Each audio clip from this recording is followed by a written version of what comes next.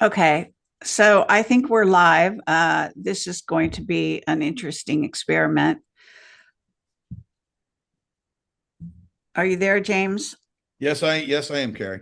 I'm here. Okay, actually, I don't see your. Okay, so I think we're live. This is going to be an interesting experiment.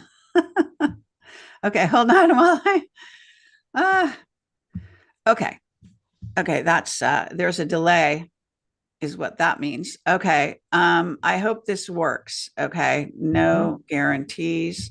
We just have to roll with it and do what we do. So I hope And this is record working. record the Zoom on your end, right? So Yeah, we're recording actually, got it. and if you want to record a copy, actually, I can give you permission. I'll make you co-host. That gives you a recording button, and you can push that. So here we are. Hi, everyone. I'm Carrie Cassidy from Project Camelot, and very happy to be here today. I've got James Grundvig with me, and it's great to see you. And I love your background. Is that the real place you're at, or is just that for This fun? is it's 25 minutes from my house. It's Longboat Oh, Key. This is a bridge to Bradenton. So it goes from nice. Sarasota County to the county next door, Manatee County, I believe it is. And I got stuck in a drawbridge. You see the gate there, right? And then behind, it's like, you know All what? right. Might as well get the camera out. Might as well take a picture while Uh, I'm waiting for the gate to go up and down and that kind of stuff. cool. Well, I like it. So here we are. We're just going to do a sort of a quick off the cuff discussion about the whole Putin, Tucker thing, and maybe some bits and pieces about what's going on around us, and maybe some hidden stuff that's going on around us that no one wants to talk about. So maybe we can touch on some things. So, uh, first of all, James, why don't you tell people, you were part of AMP, America Media Periscope, and now you've Yep. got a new channel. Is that right? That's correct. So AMP was in operation for about 3.5 years. John Michael Chambers, the owner, sold it to a new group of investors. 3 months later, or less than 3 months later, they basically let go of everybody that worked there, virtually everybody. Maybe there's 6 out of 36 that are still remaining with the new company. And then they're not even using the AMP News Inc., which was the new company. They're using a different company now. So I saw the writing on the wall in October. Me and six others, Major Jeffrey Prather, Josh Reed, Jim Price, and others. We said, you know what? Enough's enough.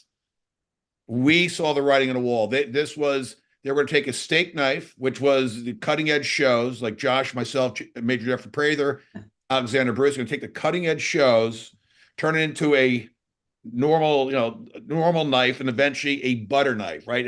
Just a spread knife. The base, what I'm saying is they're cutting out most of the truth. So when you get into an environment like that, you are no longer the audience is no longer getting the full truth. They're getting part of the truth. They're getting most of the truth, but not getting all the truth.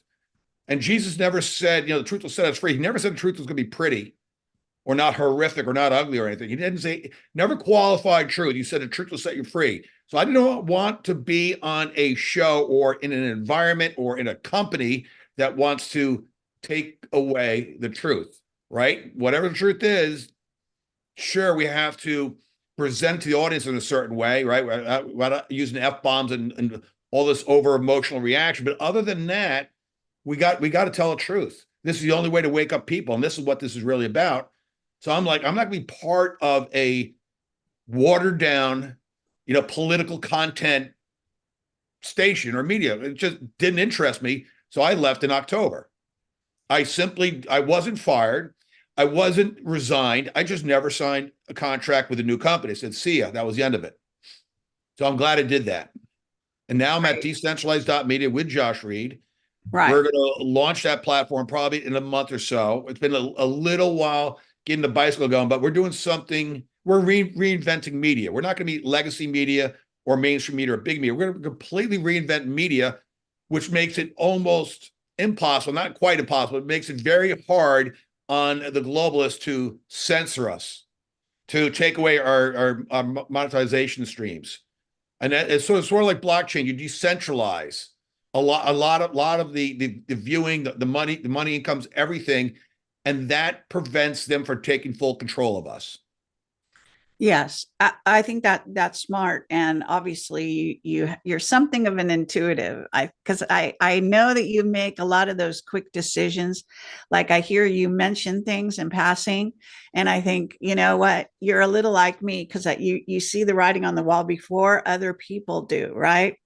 And I've heard you kind of make these comments, so I have to say that I would peg you as somewhat of an intuitive, and that's always helpful in our job, right? Wouldn't you say? Extremely helpful.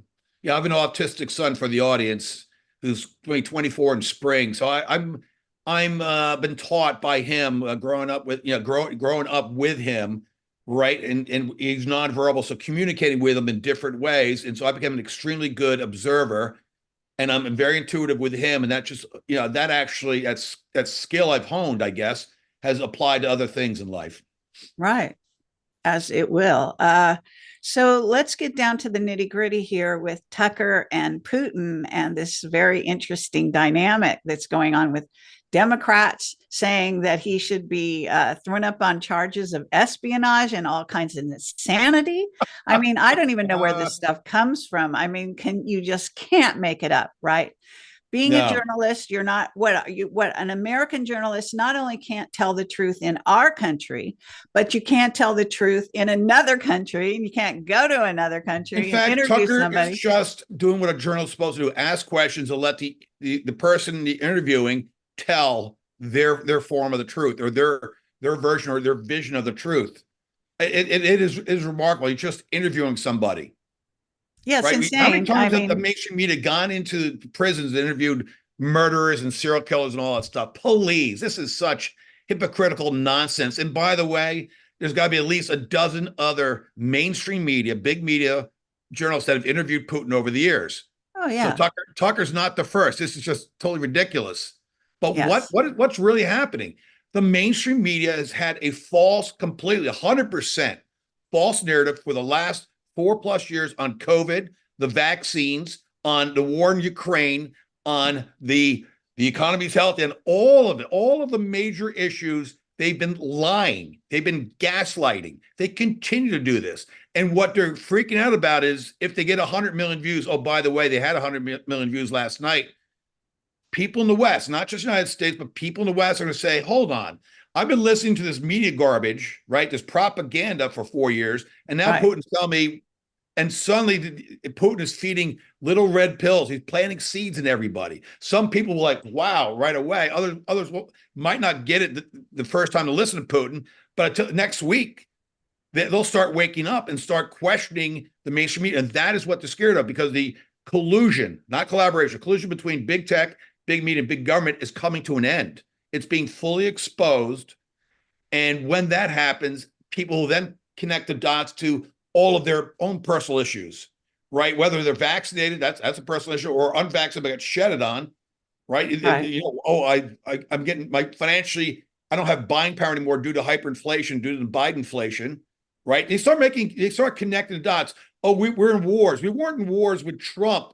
He ended wars, right, in his first term, but now we're in like several wars, and with likely with China and Taiwan to become the next one. And it's like, are you serious? And people begin connecting dots, and they realize it all will go back eventually to this hidden master, right? The globalists, the cabal at the top. And they realize my life has been an artificial construct. I live in a fake world. I'm running by a bunch of satanic pedophiles. Oh, and the Yeah. Luciferians do have an Achilles heel, by the way. Well, it's beginning to show a lot more and more. I think one of the key things here is that it's a global audience. And Yes. so we may be getting even the numbers that have watched it. I bet that it's even larger than that because we're not maybe party to the numbers of the other countries of the people who are distributing it. And it also probably gets distributed in other ways, like Tucker has his version that's on his channel, but other people may have doubled it. You know how that works, right? Sure. Because that's been going on with my videos for years. And I can say that it's kind of interesting because I've done that exact thing. I've gone to other countries and interviewed other people. And some of them are pretty high level or pretty interesting people that worked in Black projects, things like that. Who knew? No, who knew I was guilty of espionage? Huh? That's kind of It's amazing. weird, right? I just your interview, freedom of the press is a bedrock of America. Freedom of speech, freedom of assembly, all First Amendment, please. And who doesn't read the Constitution and know this about our world? And really, since I was a kid, we used to be proud of being Americans because we had quote unquote freedom, supposedly freedom of speech, freedom of the press. These are key elements of our world.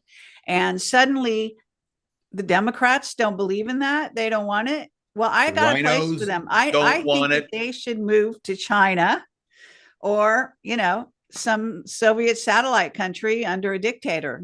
I mean, even apparently Russia is too open of a place for them. They don't even want to have that degree of truth. So they shouldn't be here. I don't think. I think they should just leave. If they don't like it, they should leave.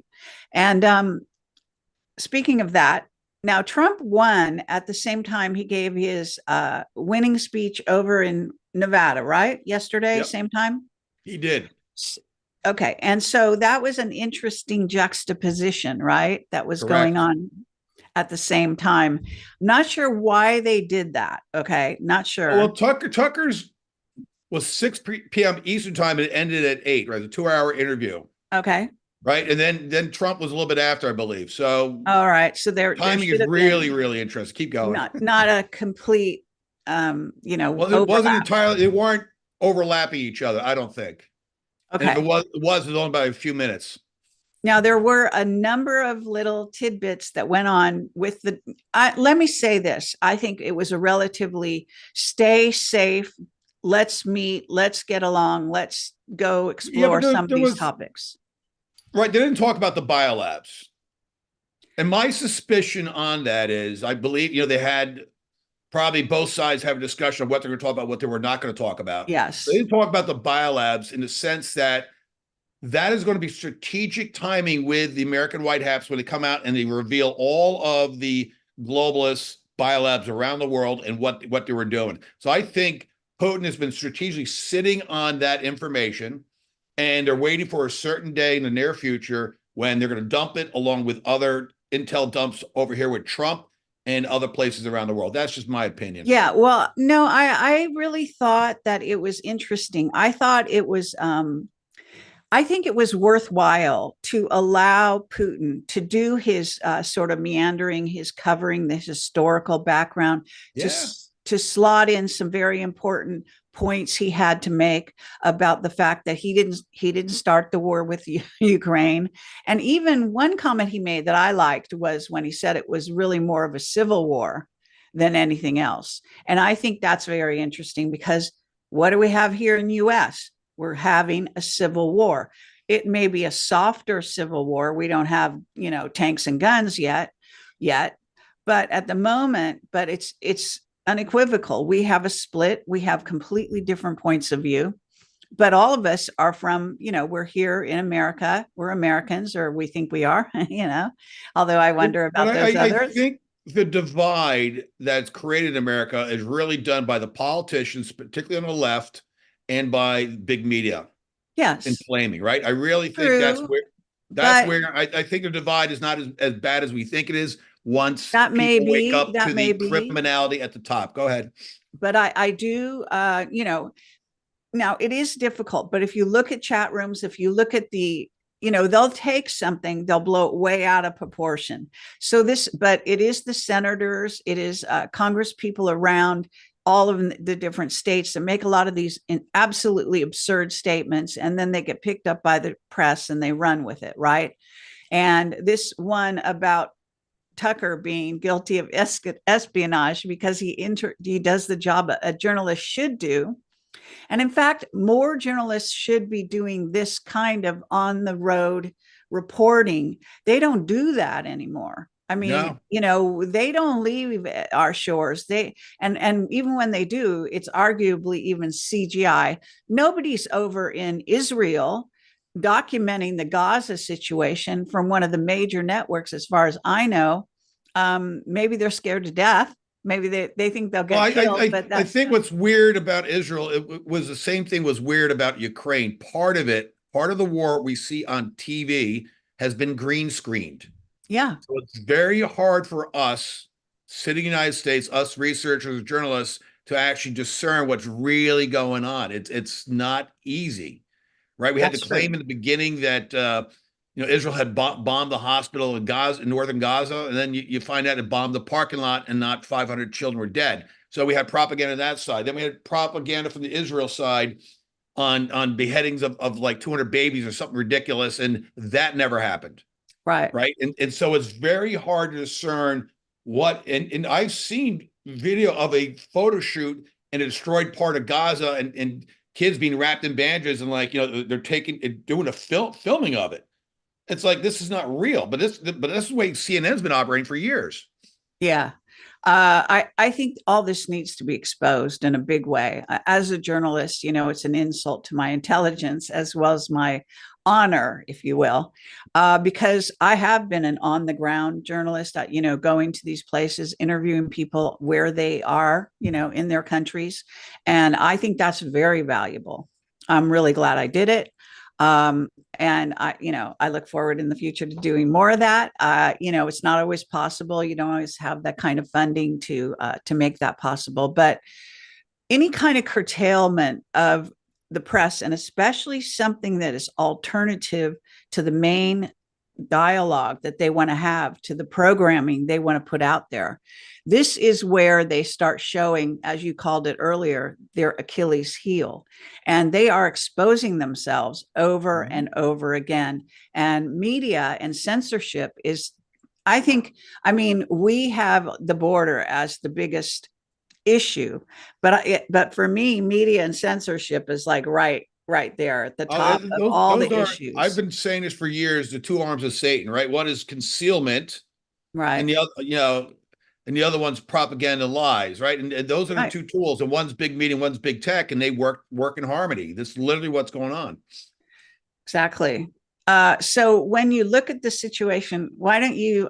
Because I got more stuff with Putin and Tucker, so I want you Well, to. I'd like to play a little bit of the video. I have the full video downloaded on my computer. All right.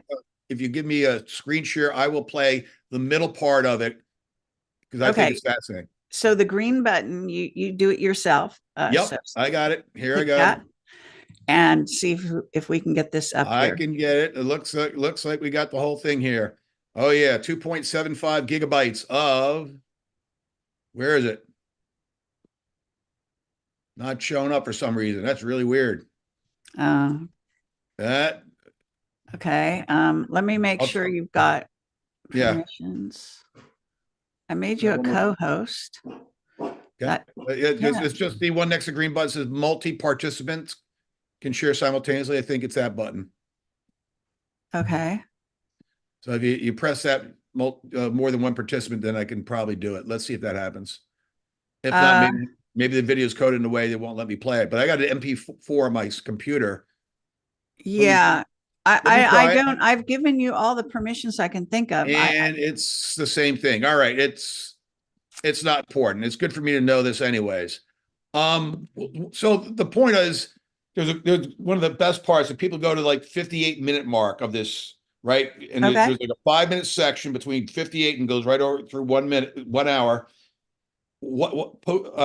Tucker says, "Oh, come on, Hitler died 80 years ago. The Nazis were defeated 80 years ago in World War II." And then and Putin's sitting there like this, and there's a reaction, right? One of the best reactions he has, and he's smirking, smiling. He goes, "Tucker, do you want me to, like?" He didn't say embarrass you, but he said something to that effect. And he goes, "You seem coy." And so what was Putin was talking about is the Nazis are in Ukraine. It's third or fourth generation from World War II, but those are the hard Nazis. Now, he didn't go into detail like the Vatican and the Red Cross helping 50,000 hard Nazis have a corridor which went straight from Germany into Western Ukraine to set up shop. And it's really strange after all those Jewish Holocaust survivors, they've been hunting down the Nazis worldwide. We always heard about North America. We've heard about South America and Central America. We heard about Europe. They never mentioned that they were looking for them in Ukraine. They never went to Ukraine. So you Yeah, have to wonder. yeah, that is interesting. I only I learned, never heard Ukraine as yes. a Nazi, a holding area or a recampment, because that's exactly what it is, until 2021, 2022. It was just bizarre. Go ahead. Okay, so I don't know if you want to. I could try to zoom ahead here if they let me. It depends how the video, works. If you want to wait 1 second, because you said, what did you say? 58, 58? right there. Just play that. Okay, let's see if the in other countries as well. Yes, there are seedlings, but we uproot them, and other countries fight against them. But Ukraine is not the case. These people have been made into national heroes in Ukraine. Monuments to those people have been erected. They are displayed on flags. Their names are shouted by crowds that walk with torches, as it was in Nazi Germany.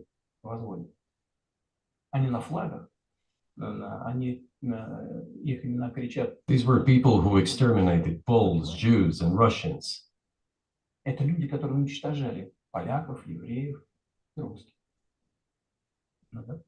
is necessary to stop this practice and prevent the dissemination of this concept. I say that Ukrainians are part of the one Russian people. They say, no, we are a separate people. Okay, fine. If they consider themselves a separate people, they have the right to do so, but not on the basis of Nazism, the Nazi ideology. Would you be satisfied with the territory that you have now? Нет, сейчас закончу. Вы задали вопрос по неонацизму и денацификации. I will finish answering the question. You just asked a question about neo-Nazism and denazification. Look, the president of Ukraine visited Canada. This story is well known, but being silenced in the Western countries. The Canadian Parliament introduced a man who, as the Speaker of the Parliament said, fought against the Russians during the World War II. Well, who fought against the Russians during the World War II? Hitler and his accomplices. It turned out that this man served in the SS troops. He personally killed Russians, Poles, and Jews. The SS troops consisted of Ukrainian nationalists who did this dirty work. The president of Ukraine stood up with the entire Parliament of Canada and applauded.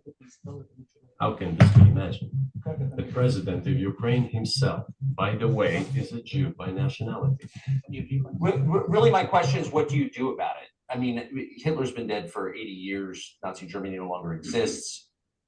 And so, true. And so I think what you're saying is you want to extinguish or at least control Ukrainian nationalism, but how? How do you do that? Послушайте меня. Ваш вопрос очень тонкий. Listen to me. Okay, so I'm going to stop it there. People can continue to watch, but I think it's a good excerpt. I think it's important that to clarify this, because early on in the Ukrainian war, I was living in an area where neighbors were actually having some kind of little garage rallies and collecting food and for the Ukrainians, and no idea that, look, there's one thing, which is the people, and the everyday people, I'm sure, are very good. But there is definitely a military or a militaristic element that still reveres the Nazi era. And they dress up like that. They do parades like that. I'm not kidding. This is insane. I mean, no, ideology is insane. The Nazis in Ukraine are not Ukrainian per se. They're definitely not Russian. So the Nazis, the Nazi hotbed in Ukraine under Zelensky were killing Ukrainian people. Yes. Well, it is just crazy. It is. But I think it's very important. Like, in other words, we fought the Nazis in World War II, but we're fast forward to now, which is 2023, 24. And again, we're fighting the Nazis, and we're fighting them on our own soil. We have a certain element of our people out there that some of which call themselves Democrats, I'm sure some call themselves Republicans, but they have a Nazi ideology. It's a totalitarian idea of government. They want to basically own your body, tell you what to do with it. That came all out during COVID. I was absolutely scandalized because, I live in California and I worked in the entertainment industry all these years. And I never imagined that the people I was working side by side with would be choosing to have a Nazi ideology. That to me is abhorrent. Okay. That is the last thing you want to be ever. And they don't even realize that Howard Stern castigating the unvaccinated. I mean, the Yeah, list of gaslighters and paid yes. propagandists by CDC and pharma is insane. But that is fascism. Everything Yes. about them is fascism. Whatever Well, happened to and informed consent? Nothing. They destroyed it. We're fighting Nazis on our soil. I agree, Carrie. well, think of this. We know, okay, people that are in MAGA know that the white hats and Putin's goals in Ukraine had a lot to do with not a surface war, but Yep. going underground and exposing the experimentation down there that had to do with COVID, experimenting on the Slavic peoples and doing God knows what. Okay, so human genetic experimentation that included the COVID. And this is just a carryover from Nazi Germany. This is what they did there. Okay, they experimented on people. And this is just an extension of it.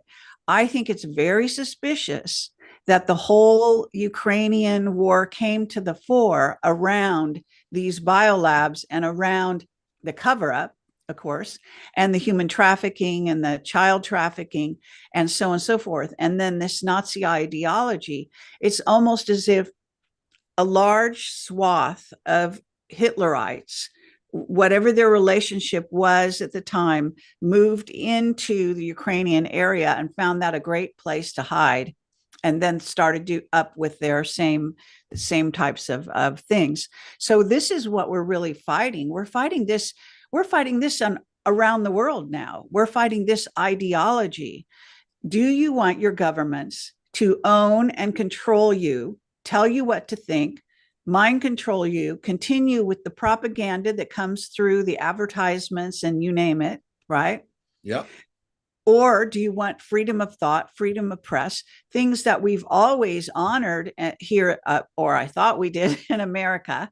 That is absolutely, I don't know if it's no longer the majority in America. I really don't know, because we are, sort of bamboozled by the headlines, right, of the press. Well, who we're wants you to think. bamboozled, and we had first time in human history, entire generation basically raised on screens, right? So you have this young generation that doesn't do any critical thinking, that loves convenience, that follows this and that, right? It's just we Well, don't know. I what we think there have. might be some really smart, young people out there, and I Oh, do I'm believe they're not knocking them all. I'm just saying they okay. were raised differently than you and I. That's for sure. Well, it's not a sliding scale. You know what I mean? I mean, freedom, freedom of speech, freedom of thought, freedom of the press. This is something we have to cherish here in our country. And it, in part, because it became more and more scarce around the world. And sadly, the US government is actually responsible for putting even dictators like Saddam Hussein, who was a Yep. dictator at the time, Yeah. and numerous other ones. I think it's Mubarak in Egypt was the dictator there for 30 years or something insane. I mean, I went to Egypt during those years, and I can tell you that the people that I talked to, and I talked to a lot of people on the ground, and they would tell me they were not allowed to talk. They could not talk about their government. Otherwise, they would risk somebody, police showing up at their door, just like Nazi Germany. So, it's really interesting that Russia, that was totalitarian, has now moved completely away from that, more or less. And I'm Yep. sure they have aspects going on behind the scenes, but You nonetheless, still got remnants of the Soviet Union. I'm not going to disagree there, but basically Russia's right. been, and Russia was the Wild West during the 1990s. I know that from numerous stories of Norwegian shipping companies would send in certain brokers into Moscow. They would literally get, because they didn't have, Russia had a collapsed banking system. They would get cash into a suitcase. Literally, they would climb out of their hotel. Oh, it's a true story. Climb out of the hotel window, right, and leave their stuff behind, and they would take that and they would scoot out of the country. Literally, is what they did. These are true stories back in the 1990s. Now things Well, change. I'm actually hearing that places like Norway have moved much more towards a totalitarian government. Yes, they have. I'm agreeing with you. Yeah. So, but at any rate, what we're dealing with is a really interesting breath of fresh air to have someone with an open door philosophy, if you will, in the sense of freedom of speech, freedom of press, putting his money where his mouth is, going over to talk to Putin at this very crucial time. And I actually think that this is going to be a sort of a preparation. I don't think this is idle. I don't think this is like something that's never going to happen again, or that's out in the ozone and that's not going to apply to what's going to happen next. I think we're getting closer and closer. And Putin was sort of revealing that he wanted to be partners with the West, that he wanted to have a more friendly, open relationship. You know, these things like sanctions never work. I've heard this for years, and we're doing sanctions constantly on Russia as usual, but we do it on Iran. It's never going to work because now you have the BRICS nations, a whole different monetary system. They're just circumventing us, and it's a terrible foreign policy, just terrible, among other things. Now, I want to raise one other thing, so I don't want to forget this. There's a very good journalist called George Webb, and he made a short video saying that Putin and Tucker, neither one brought up the pipeline, which is called the Southern Pipeline, that was supposed to go through Ukraine. Yeah. That was one of the reasons why they bombed, why the U.S., and it was actually the U.S. and England that bombed the Nord Stream pipeline, my understanding. But the reason they did that is they're trying to take over the pipelines. They're trying to shift the pipelines into certain areas and take it away from Russia, for one thing, right? Yeah.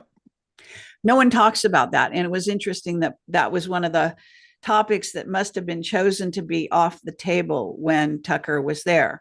Okay, there were so many things. Now, let's not miss this one thing that was actually kind of great, but it was subtle. So Tucker started freaking out and saying, well, have you talked to Biden about this? And have you talked to Biden about that? And basically, Putin had like a Cheshire cat smile.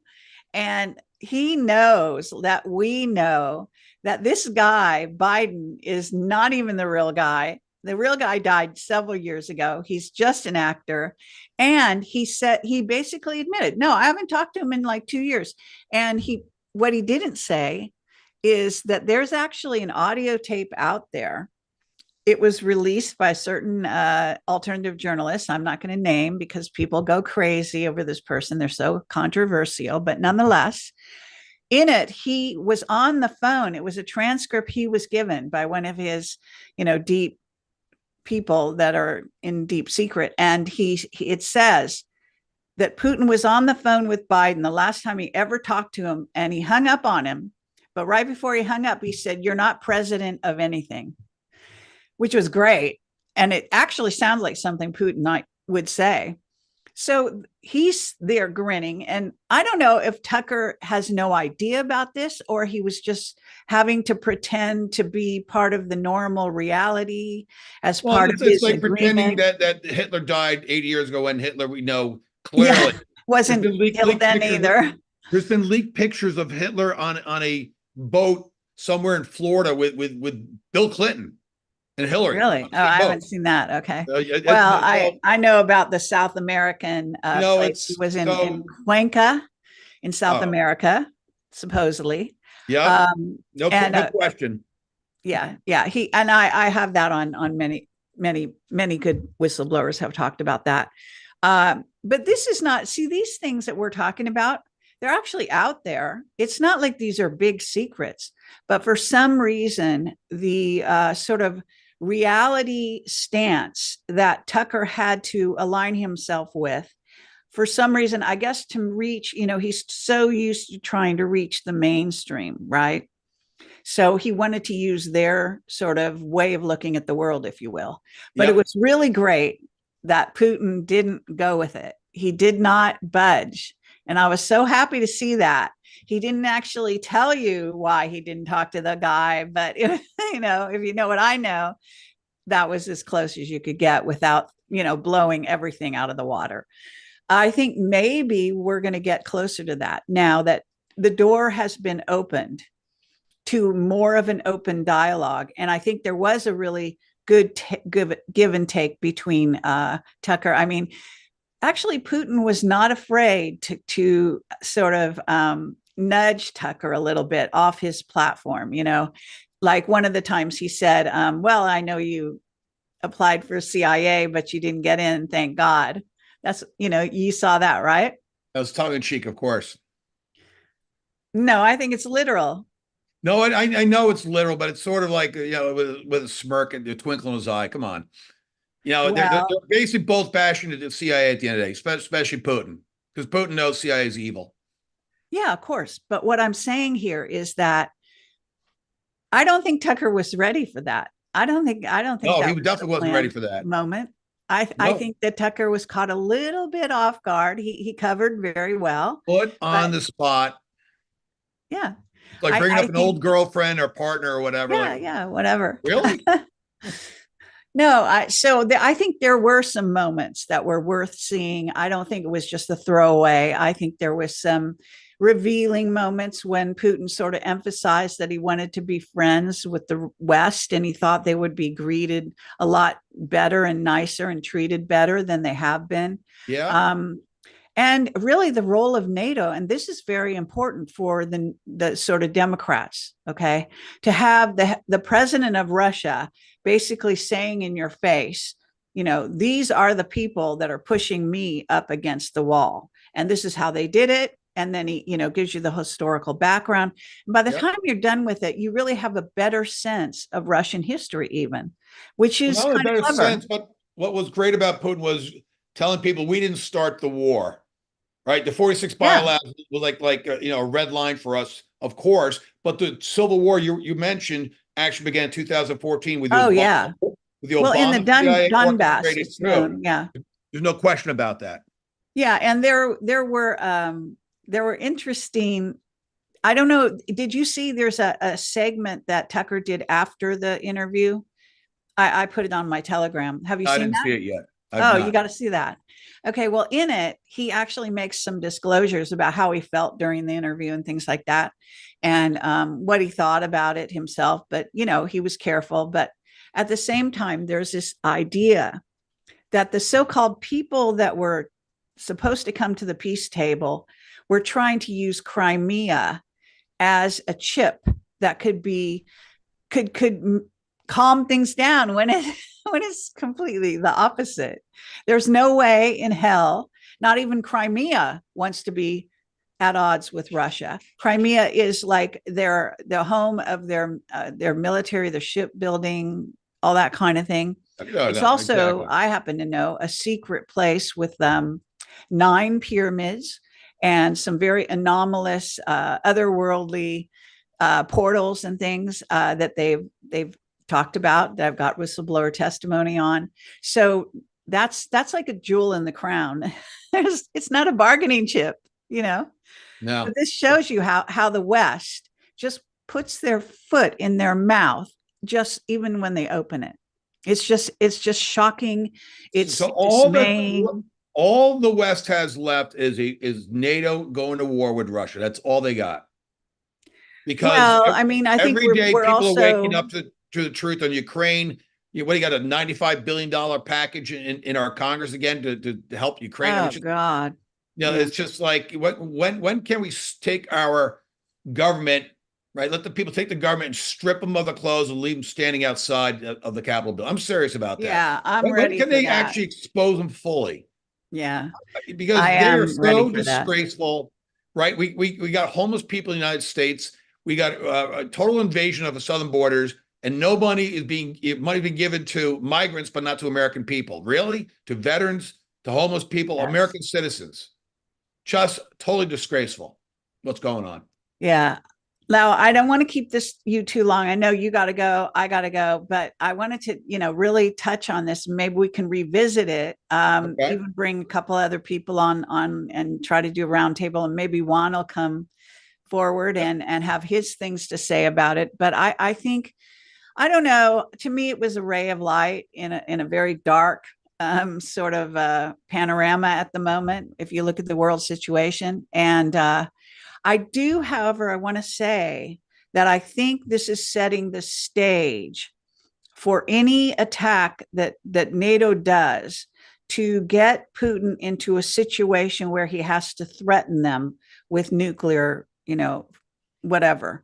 Because what this does is bring Putin front and center, so that when, let's say, instead of Tucker, it's Trump that goes to talk to him to negotiate, you can see who he's dealing with. We got to know him a little bit. The doors were reopened in this sense, right? Yeah. So I think it begins the dialogue. Now, there's one other thing that I just want to draw attention to that Putin is getting involved in, by the way, which it has to do with Israel and Iran and the supposed attacks going on that came not from Jordan, but from Syria, right? That were going in. And that Putin has actually been talking about, I don't know what kind of nuke, but he was talking about something that Israel did many years ago. Okay, he that was in the press a while ago. I don't know if you remember. It was some kind of maybe a neutron bomb that Israel did with a bridge or something. But what I'm trying to say is that the other sort of place where this thing could erupt is between Israel, their genocide of Hamas, which is now in the vicinity of 30,000 people. This is just unbelievably. I don't. The world. We got the International Court of Justice or whatever over at The Hague, and they given Israel 1 month to how would I say, tighten, not clean up their act, but tighten their act, right? On the genocide aspect. So another 30,000 could be. They'll just. The clock is. Oh, it's an earthquake. Oh my God. Whoa. Did you see that? Yeah, I did. That threw me like, wow. That's incredible. We're talking about people that died before the genocide trial and people that have died after. So yeah, there are people still dying after. There's no question about that. There's no aftershocks, Carrie? Yeah, well, I'm a Californian. It's not, but we haven't had any earthquake like that in a really long time. That's incredible. It shook my whole building. Wow. Okay. Well, that's probably a good note to end on. You got to take care of yourself in case there's another shock or something. Yeah, this is incredible. Well, one of the things that they are likely to pull out, the rabbits from the hat, right, is earth changes. And that actually has been predicted for April of this year, early April, late March. And by Richard Allen Miller. Then he shifted it to 2025. I don't believe the shift. I think he was still concentrating on this year. And there are many others that have come forward to say something's up and something's in the wind, maybe even pushed into March. I mean, I don't know what we're talking about here, but this earthquake, whoa, this is insane. Wow, so on live stream, no less. Yeah. So you have it here, absolutely documented. So they can't lie to you. Okay. And it shook the entire building and me. Haven't been bounced around like that for quite some time, maybe even years, literally years. Startled, right? I mean, it's just amazing. Yep. All right. Well, I mean, that's only sort of an indication of where we're headed, because we're going to have huge changes. Everyone is saying that Putin's going to start talking in other ways. He's going to actually start putting out the truth more and more. I'm hoping that's true. That would be awesome. And I think that the deep state has got to be running for cover right now in a big way. Yeah. And he's got the intelligence dumps on everything he captured at the 46 biolabs and more. So That's right. that's going to be released later, like you said, but he's going to red pill the world, I think, in different ways. I agree. So it's going to be interesting to track for sure. Wow. All right. Anyway, thank you for being on the show. Thanks everyone for watching. Hopefully we're not going to have any big aftershocks. I hope that's going to be it.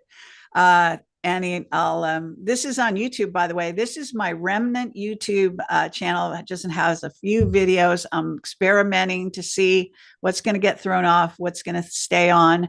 This I'll leave here, but I'm also going to put the finished copy on Rumble so that we make sure that we have a copy out there, because they may tag this one. Thanks, Carrie. All Have right. a great weekend. You too. Take care. Bye-bye.